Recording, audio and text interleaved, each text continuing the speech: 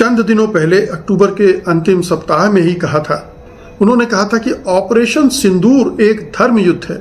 Operation सिंदूर की तारीफ करते रहे वो, और उन्होंने ये भी कहा कि ऑपरेशन सिंदूर का नाम प्रधानमंत्री ने रखा सिंदूर के नाम पर, और वो भावनात्मक रूप से देश में को कनेक्ट किया, और इस बहाने उन्होंने प्रधानमंत्री की चापलूसी की, उनकी भूरी भूरी प्रशंसा कर दी।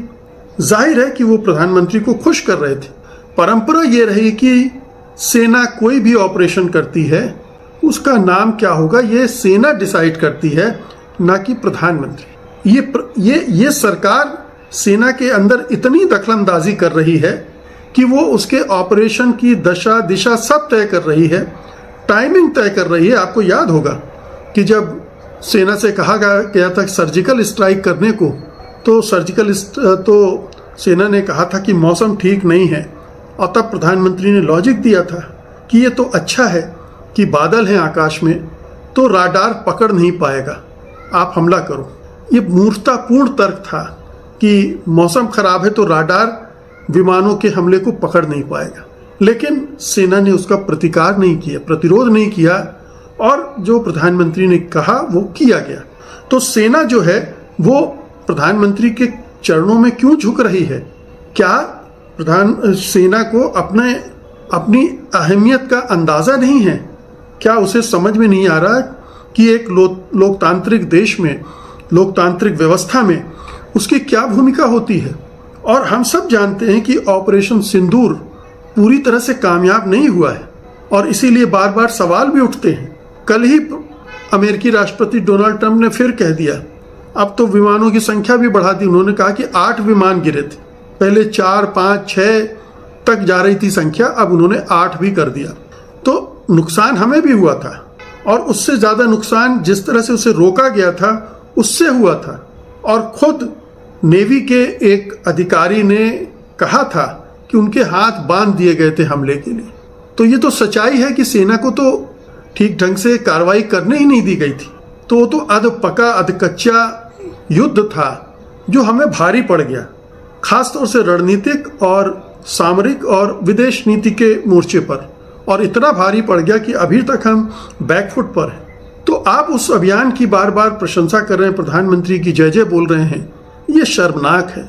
आर्मी चीफ उपेंद्र द्विवेदी, आपको समझना चाहिए कि आप किस पद पर हैं, कौन सी बड़ी जिम्मेदारी इस देश ने आपके कंधों पर दे रखी है।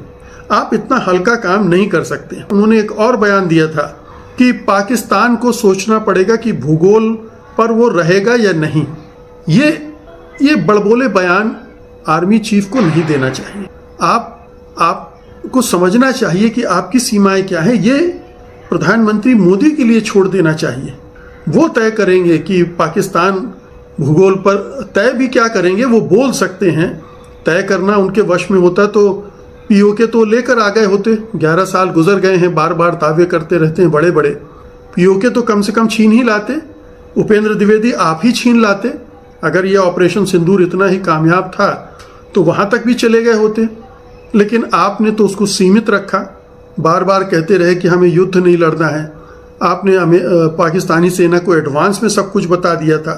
तो ये तो साफ है कि आप युद्ध लड़ना नहीं चाहते थे। तो फिर ऑपरेशन सिंदूर क्या हुआ, उससे क्या हासिल हुआ, क्या नहीं हुआ, ये एक अलग बहस है। लेकिन ये यहाँ भी उनकी एक कमी सामने आकर हमारे सामने आती है, और जो बताती है कि सेना अब इंडिपेंडेंट नहीं। अस्सलाम वालेकुम। भारतीय फ़ौज ये बात जान चुकी है कि वो मैदान जंग में पाकिस्तानी फ़ौज का मुकाबला नहीं कर सकते। इसीलिए भारतीय आर्मी चीफ अब सियासी बयानात का सहारा ले रहा है। भारतीय आर्मी चीफ के सियासी बयानात की वजह से भारतीय तज्जियाकार भी परेशान हैं कि ऐसा क्या हुआ कि भारतीय आर्मी चीफ और भारतीय फ़ौज को सियासी बयानात का सहारा लेना पड़ रहा है। भारतीय वज़ीर-ए-आज़म नरेंद्र मोदी को भी इस बात का इल्म हो चुका है कि पाकिस्तान का मुकाबला करना अब नामुमकिन हो चुका है। इसलिए पाकिस्तान को छेड़कर दोबारा मार खाने से बेहतर है कि सियासी बयानात से सहारा लिया जाए और फौज को भी इसी काम पर लगा दिया जाए ताकि अपनी सियासी कैरियर को बचाया जा सके। आप सबकी इस बारे में क्या राय है कमेंट सेक्शन में लाजमी बताएं। वीडियो अच्छी लगे तो लाइक एंड शेयर कर दें। चैनल को सब्सक्राइब नहीं किया तो चैनल को लाजमी सब्सक्राइब कर लें।